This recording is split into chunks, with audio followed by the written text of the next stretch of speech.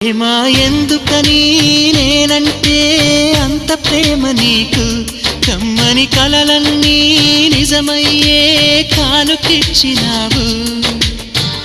ఇన్నాళ్లకు దొరికింది ఓ చెలి స్నేహం, ఇప్పుడే అది కానుంది తీయని బంధం.